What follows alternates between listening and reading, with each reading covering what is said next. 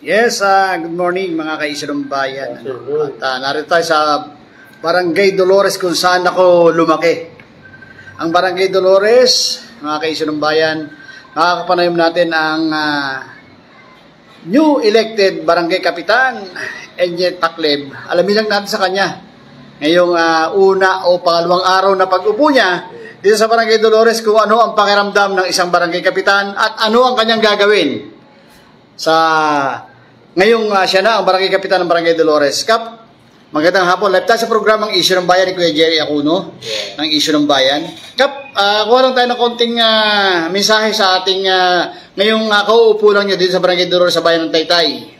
Yeah, magandang hapon po kay Jerry. Magandang hapon po sa ating lahat. And siyempre, ito po ang ating pangalawang araw na paglilingkod dito po sa ating Barangay Dolores. So, ang ating naabutan dito po sa ating barangay, usual na maraming gamit ang kailangan po natin munang punuin. Kailangan natin talaga mag-purchase ng mga para makapag-serbisyo po tayo talaga sa ating mga kabarangay. So, nakakaano po talaga, nakakaba dahil siyempre unang kapitan, pang-unang termino bilang kapitan po sa Barangay Dolores, pero sila naman po, ang ating mga kabarangay naman na nagbibigay ng lakas ng loob sa atin, ang kanilang pong binigay na tiwala at pagmamahal sa atin. Doon naman po tayo humuhugot ng lakas ang sa ganun, makapagbigay po tayo ng talagang tunay na serbisyo po para sa kanila. Alam naman natin, Kap, ang mga taga-Barangay Dolores matatalino. Hindi naman ipagkakalob sa iyo yung mga bagay na kung hindi mo kakayahan, kung hindi nila nakita yung iyong kakayahan bilang isang mamuno sa Barangay Dolores, Kap. Alam niyo, sa totoo lang, ako dito ako lumaki sa Barangay Dolores at yung bahay namin, dito harap sa harap ng center. Yan ang bahay namin nung araw. At nakita naman natin yung mga ibang panunungkulan ng ating mga barangay dito sa Barangay Dolores. Isa kayo sa napili at isa kayo sa nalaman nalaman ko na talaga namang ang kagustuhan ng mga taga-Barangay Dolores na kayo ay magsimulang mamuno dito sa Barangay Dolores, kaya kayo ay hinikayat. Kap, ang problema ng Barangay Dolores, alam naman natin yung mga unang yung nagbabasa dito sa ating daan ng Mainhin. Ano po?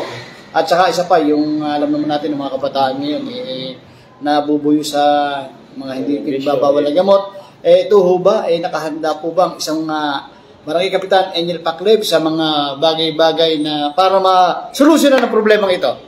Sa totoo lang po, yun po isa sa ating nais solusyonan. Ito pong baha at kaya po ating pong pag-aaralan kung paano po natin ito mabibigyan ng solusyon.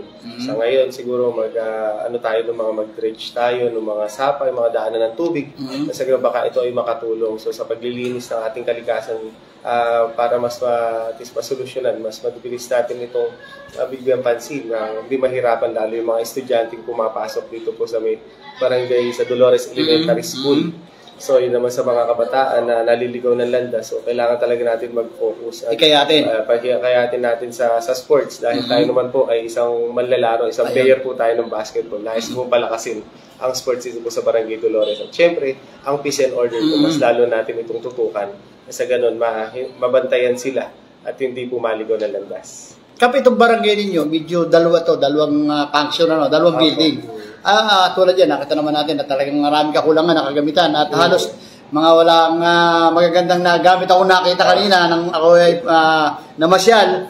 Ito ho ba, meron kayong mga preparation na para magpundar ng mga bagong kagamitan at ito ho ba na-turn over na ang lahat ng mga gamit na iwan dito sa inyong barangay ng kasalukuyan, yung nakalipas na panunungkulan ng ibang kapitan? Opo, kahapon po nag-turnover na po sila. So ngayon, kailangan po talaga natin na maghanap, check po natin ang pondo. Sa ganun, nakabili na po tayo ng mga gamit na ating kakulangan po sa ngayon. So kailangan lang po talaga natin na tingnan kung paano po natin ito unti-untiin para po sa ating mga kabarangay. Ibig sabihin yung preparation medyo mahaba-haba pa, Kap, at dahil alam naman natin na talaga namang tatapos lang naman na eleksyon at halos hindi pa naman naupo yung iba nating mga kabarangay. Kaya na ako namasyal dito, gusto ko lang malaman na siyempre ang isang nararamdaman ng isang barangay kapitan na ngayon ikaw pinagkakatiwalaan ng Barangay Dolores. Opo, yan. Kaya po ngayon, umiikot po talaga tayo. Umiikot ko po lahat ng departamento dito po sa atin sa barangay nang malaman po natin kung ano po yung mga pangailangan pa ang kailangan nating unahin. Eh, ba yung mga kompleto na sa mga tao na inyong pwedeng makatulong sa inyong panunungkulan dito sa Barangay Dolores? Sa ngayon po, nagpupuno pa rin po tayo ng tao at pinipili po natin mabuti. Yung po talagang kailangan na yung aasahan po natin. Yung makakatulong. Yeah, makakatulong natin. Maasahan natin na kasama natin na magseservisyo. Siyempre, yung tiwala ng tao kailangan yung ating mga kasama ay yun din yung ang nais ay magserbisyo ng totoo. Kung alam naman natin na Kapleb, ang Barangay Dolores ay medyo meron malaki-laki. Ilang sitio meron ng Barangay Dolores. Hanggang sa may upline. Hanggang Hapay po. Hanggang boundary po ng Antipolo, Taytay. Yun pong ating nasasakupan sa Barangay Dolores. So, titignan po natin. Meron po tayo mga detachment na nais ko pong buksan para at isa pa paano makita ng tao at malaman ng ating kabarangay na kung saan sila pwedeng malapit na mapuntahan upang makapag-servisyo po tayo. Ang ibig niyo sabihin, ang serbisyong may ngiti ay mararamdaman ng muli. Yes, ibabalik po natin dahil ngayon po ay naibalik natin na serbisyong may ngiti. Ang mahalaga, meron pa pong pagkakaisa na namumuno sa bayan ng Taytay at sa minamahal nating barangay. Ang kagandahan po nito, meron kayong teamwork ng inyong pamahalaang bayan. Yes. Mayor po, ayan. Magkatuwang po ang ating pumutihing Mayor Alan De Leon at ang inyong pong lingkod, ang inyong kapitan, Inye Pakleb po ay magkakaisa at mas mabilis po namin maibababa ang serbisyo po sa ating barangay. Ibig nyo sabihin, mabilis kayo makapag-request ng mga bagay-bagay at ng mga resolution na kailangan yung solusyonan. Yes, pagka hindi po natin kakayanin sa ating barangay, at least meron po tayong mabilis na malalapitan. Meron tayong tatay na malalapitan. Lolo. Kap, baka meron ka panawagan sa inyong mga kabarangay. Siyempre, unang-una, pagpapasalamat sa mga nakiisa, tumulong sa inyong tagumpay at pagkatiwalaan ng mga taga-Barangay Dolores. Ayan, muli ako po ay nagpapasalamat sa aking mga kabarangay na nagtiwala, nagmahal at nagdasal. Kaya ngayon nandito na po tayo at siyempre, hindi ko po kayo bibiguin kung ano po yung nararapat para sa inyo. Ibabalik ko po ang tiwalang inyong binigay sa akin.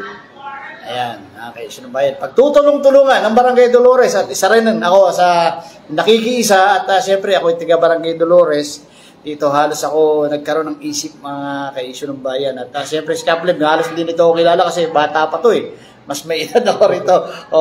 Ayan mga ka-Sinumbayan, ang ating bagong barangay kapitan ng Barangay Dolores sa bayan ng Taytay. Walang iba kundi si Barangay Kapitan Inye Pakleb ng Barangay Dolores, Taytay, Rizal. Yan mga ka-Sinumbayan. Maraming salamat, Kap, at mabuhay ka. Si Kuya Pakleb, mga ka-Sinumbayan.